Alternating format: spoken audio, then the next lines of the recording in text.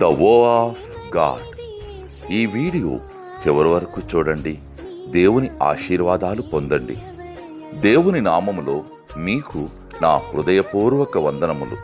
మిమ్మల్ని మీ కుటుంబమును దేవుడు బహుగా ఆశీర్వదించునుగాక.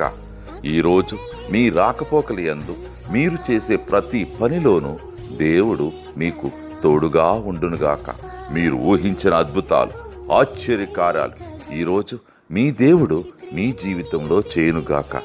ఈరోజు నీ దేవుడు నీతో మాట్లాడే మాట, యెహోవా జీవము తోడు, నీకు ఏ అపాయము రాక క్షేమమే కలుగును.